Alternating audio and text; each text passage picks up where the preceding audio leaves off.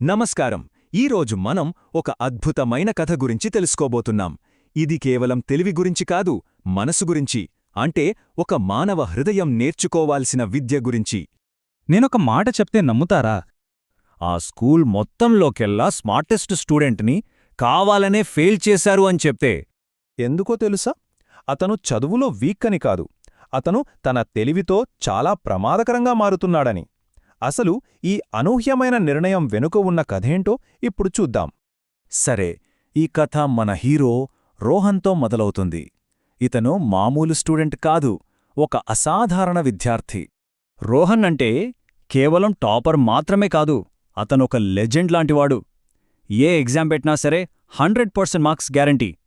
టీచర్లందరికీ అతనిపై చాలా గర్వంగా ఉండేది. కాని స్టూడెంట్స్కి మాత్రం అతనంటే ఒక రకమైన భయం, చెప్పాలంటే జంకు. అయితే అతని మార్కులతో పాటు తనలో ఇంకొకటి కూడా మెల్లగా పెరుగుతూ వచ్చింది. అదే అహంకారం, ఈగో. ఆ అహమనే నీడ నెమ్మదిగా అతని అసలు వ్యక్తిత్వాన్ని కమ్మేయడం మొదలుపెట్టింది.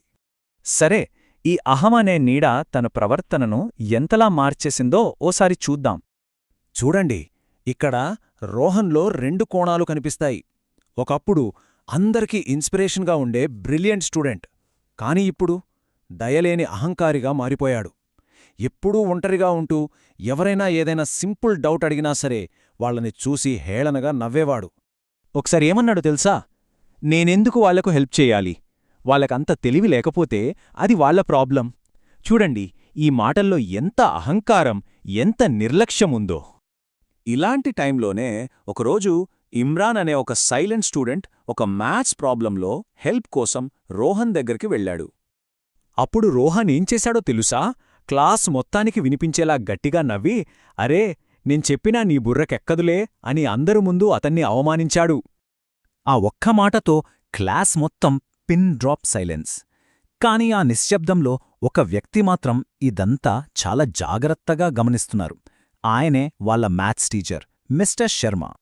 ఇక్కడ్నుంచే అసలు కథ మొదలయ్యింది. కథలో ఒక ఊహించని ట్విస్ట్, అదే రోహన్ ఫెయిల్ అయిన exam. Final exam results day. Students అందర్లోనూ ఒక్కటే టెన్షన్, ఎగ్జైట్మెంట్. అందరి కళ్ళు నోటీస్ బోర్డు మీదే ఉన్నాయి, ఎప్పుడెప్పుడు రిజల్ట్స్ వస్తాయా అని. అందరూ ఒకటే అనుకుంటున్నారు, రోహన్కి ఈసారి కూడా 100% పక్కా అని. అందులో ఎవ్వరికీ చిన్న డౌట్ కూడా లేదు. కానీ రిజల్ట్స్ చూశాక అందరూ షాక్. రోహన్ పేరు పక్కనున్న ఒకే ఒక్క పదం ఫెయిల్డ్. ఒక్కసారిగా అంతా సైలెంట్ అయిపోయింది. రోహన్కి నమ్మలేకపోయాడు. షాక్తో గట్టిగా అరిచాడు, ఇది ఇంపాసిబుల్! ఖచ్చితంగా ఏదో మిస్టేక్ జరిగింది. అదే కోపంతో, ఆవేశంతో మిస్టర్ శర్మ దగ్గరికి వెళ్లాడు రోహన్. కాని అక్కడ అతనికి జీవితాంతం గుర్తుండిపోయే ఒక పెద్ద గుణపాఠం ఎదురైంది. మిస్టర్ శర్మ చాలా ప్రశాంతంగా రోహన్ కళ్లలోకి సూటిగా చూసన్నారు, లేదు రోహన్, ఇది పొరపాటేమీ కాదు. ఆ తర్వాత ఆయన చెప్పిన మాట రోహన్ గుండెల్లోకి సూటిగా బాణంలా దిగింది.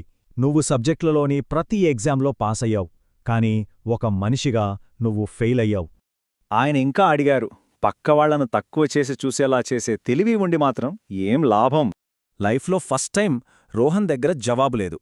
అతని అహం మొత్తం కరిగిపోయి కళ్లల్లో నీళ్లు తిరిగాయి. గొంతు పొడుకుపోగా అతను మెల్లగా, సార్, నేను రియలైజ్ అవ్వలేదు అన్నాడు. ఆ ఒక్క క్షణం నుంచి రోహన్ జీవితం పూర్తిగా మారిపోయింది.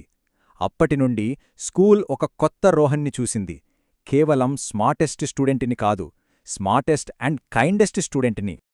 తను ఏం చేశాడో చూద్దాం. ముందుగా తన తప్పును ఒప్పుకున్నాడు. తర్వాత ఇమ్రాన్కి మనస్ఫూర్తిగా సారీ చెప్పాడు. ఇకపై అందరికీ తనే స్వయంగా వెళ్లి హెల్ప్ చేయడం మొదలుపెట్టాడు. అన్నింటికన్నా ముఖ్యంగా ఇప్పుడు తన నవ్వులో అహంకారం లేదు, నిజమైన ఆప్యాయత ఉంది. కొన్ని నెలలు గడిచాయి. నెక్స్ట్ ఎగ్జామ్స్లో రోహన్ మళ్లీ టాపర్గా నిలిచాడు. అయితే ఈసారి ఒక పెద్ద తేడా ఉంది.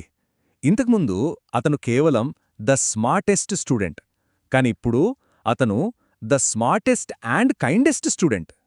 చూశారుగా, ఈ కథ మనందరికీ ఒకటే చెప్తోంది, నిజమైన ఇంటెలిజెన్స్ అనేది మన మార్కుల్లో కాదు, మనం పక్కవాళ్లతో ఎలా ప్రవర్తిస్తామో దాంట్లో ఉంటుంది. ఈ ముఖ్యమైన పాఠాన్ని మనం కూడా ఎప్పటికీ గుర్తుంచుకుందాం.